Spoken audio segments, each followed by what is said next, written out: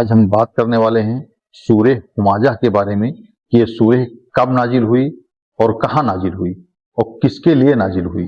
جو لوگ دنیا میں مال جمع کرتے ہیں، اکٹھا کرتے ہیں اور دوسرے کا بے عزتی کرتے ہیں، پیٹھ پیچھے برائی کرتے ہیں، تو اللہ تعالیٰ ان کو اس آیت کے ذریعے سے اس طرح اپنے بندوں کو گمراہ ہونے سے بچاتا ہے، اور کل حشر کے میدان میں ان کا ٹھکانہ کیا ہوگا، جنت ہوگا یا جہنم ہوگا۔ تو آئیے دل اور دماغ سے اس آیت کی گہرائی کو سمجھتے ہیں اور اس ویڈیو کو دیکھتے ہیں۔ ویڈیو پسند آنے کی صورت میں ویڈیو کو لائک کریں، چینل پر نئے ہیں تو چینل کو سبسکرائب کریں، اپنے دوستوں رشتہ داروں کو شیئر کریں تاکہ اور لوگ اس گمراہی سے بچ سکیں، تاکہ ان کا ٹھکانہ جہنم نہ ہو کے جنت رہے۔ تو آئیے اس ویڈیو کو دیکھتے ہیں اور اس سورہ کے گہرائی کو سنتے ہیں۔ یہ بات ہے قرآن کی۔ اس کتاب میں صرف قصے نہیں، انسانیت کی بقا کا راز ہے۔ یہ بات ہے اس لہجے کی جو خنجر سے زیادہ گہرا زخم دیتا ہے۔ تمہاری اوقات میرے جوتوں کے برابر بھی نہیں ہے۔ یہ بات ہے ان اشاروں کی جو کسی کا دل چیر دیتے ہیں۔ اس کی شکل دیکھی تھی، بالکل بیوقوف لگ رہا تھا۔ یہ بات ہے اس پیسے کے گھمنڈ کی جو انسان کو انسان نہیں بلکہ کیڑا سمجھنے پر مجبور کر دیتا ہے۔ یہ دولت میری طاقت ہے، اس کے سامنے باقی سب کیڑے مکوڑے ہیں۔ یہ کہانی ہے اس آگ کی جو چمڑی کو نہیں سیدھا دل کو جلاتی ہے۔ جسم تو سلامت ہے مگر یہ آگ اندر کیوں لگ رہی ہے؟ یہ بات ہے سورہ ہمازہ کی۔ بسم اللہ الرحمن الرحیم، شروع اللہ کے نام سے جو بڑا مہربان نہایت رحم والا ہے۔ اکثر ہم نماز میں جلدی جلدی سورہ ہمازہ پڑھ تو لیتے ہیں، لیکن ہمیں اندازہ ہی نہیں ہوتا کہ یہ اللہ کی طرف سے کتنی بھاری وارننگ ہے۔ بس یہ فرض پورا ہو جائے، مجھے میٹنگ کے لیے دیر ہو رہی ہے۔ ہم سوچتے ہیں کہ ہم نے کسی کا قتل تو نہیں کیا، چوری تو نہیں کی، بس تھوڑا سا مذاق ہی تو اڑایا تھا، اور اس میں جو عیب تھا وہی تو لوگوں کو بتایا تھا۔ لیکن کیا وہ صرف مذاق تھا؟ ارے اس کی بات چھوڑو، وہ تو پیدائشی بیوقوف ہے۔ اور آخر ایسا کیا کیا تھا مکہ کے ان امیر ترین سرداروں نے کہ اللہ نے ان کے لیے حطمہ یعنی کچل دینے والی آگ تیار کر دی؟ جانیں گے اس ویڈیو میں آسان طریقے سے۔ یہ مکہ ہمارا ہے، یہاں ہمارا ہی سکہ چلے گا۔ سورہ ہمازہ مکہ میں اس وقت نازل ہوئی جب مکہ میں کچھ لوگ اپنی دولت کے نشے میں پاگل ہو چکے تھے، خاص طور پر ولید بن مغیرہ، اخنس بن شریق اور امیہ بن خلف۔ یہ لوگ مکہ کے امیر ترین سردار تھے، ان کے پاس صرف دولت نہیں تھی، اثر و رسوخ بھی تھا۔ لوگ ان کی چال ڈھال تک کی نقل کرتے تھے۔ ان کا مسئلہ یہ نہیں تھا کہ نبی صلی اللہ علیہ وسلم اللہ کی بات کرتے تھے، ان کا اصل مسئلہ ان کا ایگو تھا کہ یہ یتیم جس کے پاس نہ دولت ہے نہ فوج، یہ ہمیں سکھائے گا کہ زندگی کیسے گزارنی ہے۔ اس کی جرت کیسے ہوئی ہمارے باپ دادا کے طریقوں پر سوال اٹھانے کی؟ ہم قریش کے سردار ہیں اور وہ ایک یتیم۔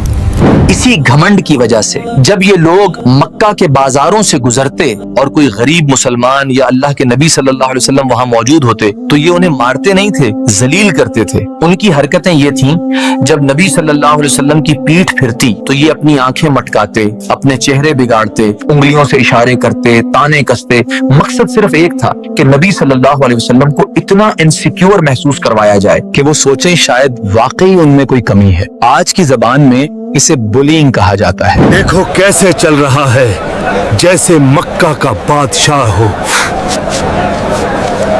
انہیں اپنی عقل اور اپنے مال پر اتنا گھمنڈ تھا کہ یہ اللہ کی قدرت کا مذاق اڑاتے تھے۔ کہتا ہے مرنے کے بعد پھر زندہ ہوں گے، اگر ایسا ہوا بھی تو ہم اپنے سونے سے وہاں بھی محل بنا لیں گے۔ نبی صلی اللہ علیہ وسلم کو ان باتوں سے بہت تکلیف ہوتی تھی۔ سوچئے، بھرے بازار میں کوئی آپ کے پیچھے تانے کسے، آپ کی طرف دیکھ کر دوستوں کو آنکھوں سے اشارے کرے، دوستوں کے کان میں کچھ کہہ کر زور زور سے ہنسے، اتنی تکلیف ہوتی۔ ان لوگوں کے دل پتھر کے ہو گئے ہیں، یہ کتنی تکلیف دے رہے ہیں اللہ کے رسول کو۔ ہمارے نبی صلی اللہ علیہ وسلم نے صبر کیا اور پھر اسی تکلیف کے جواب میں اللہ نے حضرت جبرائیل علیہ السلام کو بھیجا اور کہا انہیں بتا دو کہ ان کا انجام کیا ہونے والا ہے، اور یہ سورہ نازل فرمائی۔ ان کے تکبر کا وقت ختم ہوا، اب حطمہ ان کا انتظار کر رہی ہے۔ آئیے اب اس سورہ کو سمجھتے ہیں آسان طریقے سے۔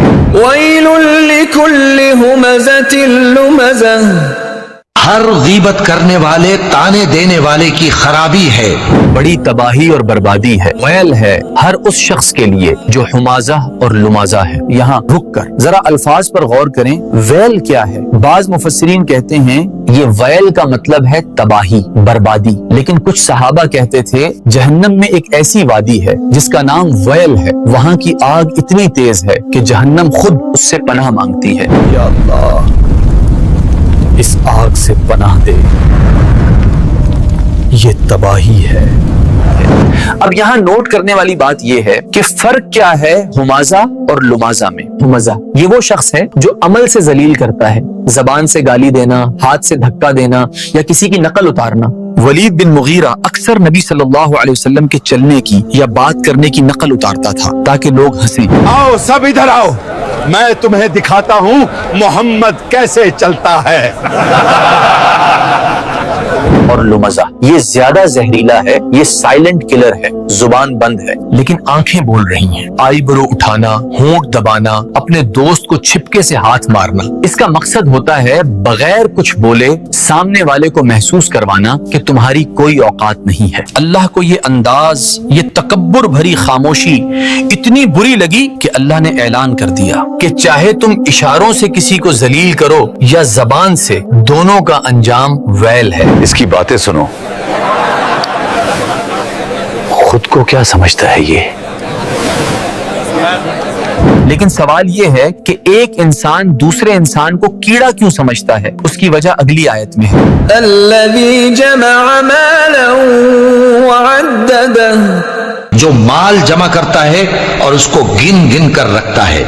غور کریں، یہاں کمانے کی بات نہیں ہو رہی، جمع کرنے کی یعنی ہارڈنگ کی بات ہو رہی ہے۔ سائیکالوجی کہتی ہے ہارڈنگ از اے سائن آف انسیکیورٹی۔ جب انسان اندر سے کھوکھلا ہوتا ہے تو وہ باہر چیزیں جمع کرتا ہے۔ اگر یہ مال چلا گیا تو میں کچھ نہیں ہوں، مجھے اور جمع کرنا ہوگا۔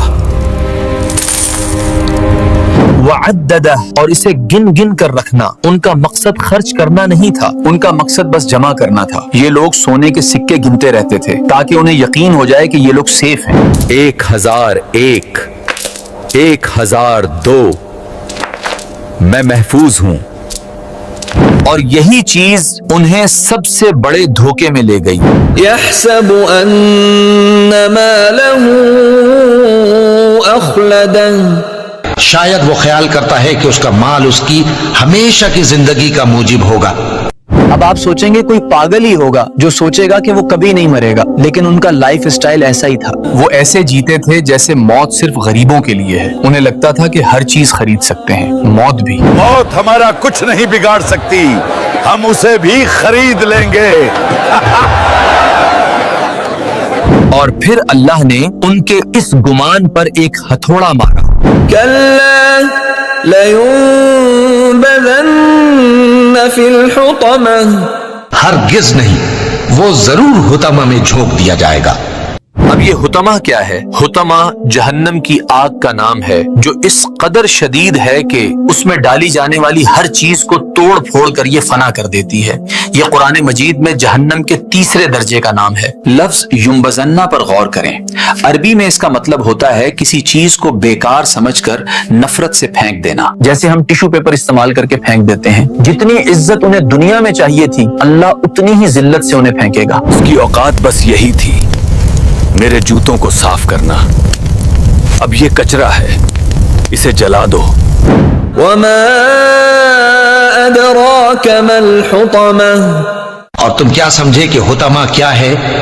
مکہ کے لوگ حطمہ کا مطلب جانتے تھے۔ یہ لفظ نکلا ہے حطم سے، جس کا مطلب ہے کسی چیز کو مسل کر پیس دینا۔ یہ آگ ایسی نہیں ہے جو صرف جلائے، یہ ہڈیوں کو کچل دینے والی آگ ہے۔ یہ ہم کو کھا جائے گی اور پیس دے گی۔ میری ہڈیاں ٹوٹ رہی ہیں، یہ مجھے کچل رہی ہے۔ लेकिन इस आग की सबसे खौफनाक बात अगली आयत में है। نار الله الموقدة التي تطلع على الأفئدة वो अल्लाह की भड़काई हुई आग है जो दिलों तक जा पहुंचेगी। साइंस कहती है कि आग पहले खाल जलाती है, फिर गोश्त, फिर हड्डी, और दिल तक पहुंचने से पहले इंसान मर चुका होता है। लेकिन ये अल्लाह की लगाई हुई आग है। ये जिस्म को चीर कर, हड्डियों को तोड़कर सीधा दिल को पकड़ेगी। ये आग सीधी मेरे दिल में जा रही है, ये मेरे तकब्बुर को जला रही है। क्यों? दिल ही क्यों? जिस्म का और कोई हिस्सा क्यों नहीं? क्योंकि वो तकब्बुर, वो हसद, वो नफरत और कहीं नहीं, दिल में छुपी थी। तो सजा भी दिल को ही मिलेगी। जहां गुनाह पैदा हुआ था, इंसान जिंदा होगा और उसका दिल जल रहा होगा। और फिर दरवाजा बंद। إنها عليهم مؤصدة في عمد ممددة बेशक वो उसमें बंद कर दिए जाएंगे, यानी आग के लंबे लंबे सुतून। आग जल रही होगी, दम घुट रहा होगा, और ऊपर से बड़े बड़े लोहे के सतून गिराकर दरवाजा लॉक कर दिया जाएगा। खोलो, कोई है? दरवाजे खोलो, मैं वलीद हूँ। ये लोग चीख रहे होंगे, मैं वलीद हूँ, मैं उमैया हूँ, मेरे पास सोना है। वहां कोई सुनने वाला नहीं होगा, वहां कोई करेंसी नहीं चलेगी। मैं उमैया हूँ, मेरे पास बहुत सोना है, मुझे यहाँ से निकालो।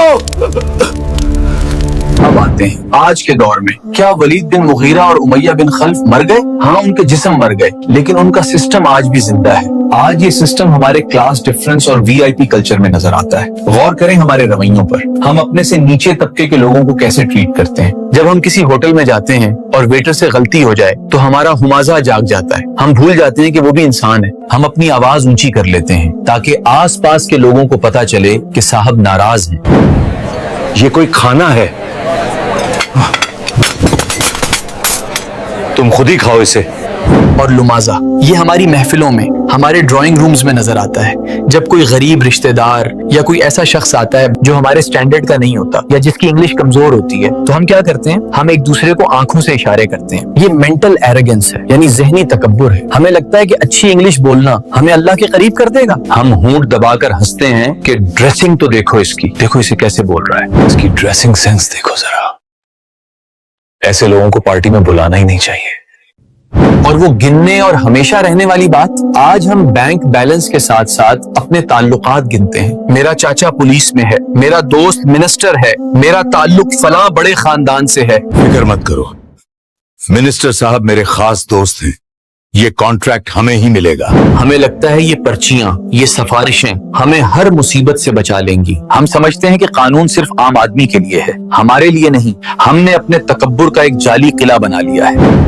हेलो अंकल, मैं जरा मुश्किल में हूँ, इन पुलिस वालों को समझा दें कि मैं कौन हूँ। लेकिन याद रखें, हुतामा की आग में कोई वीआईपी पास नहीं चलता, वहाँ कोई सिफारिश काम नहीं आती। जब वो सतून गिरेंगे तो ना आपका रेफरेंस काम आएगा, ना आपकी इंग्लिश और ना आपका बैंक बैलेंस। वहाँ सिर्फ किरदार देखा जाएगा। मेरा कोई कनेक्शन यहाँ काम नहीं आ रहा,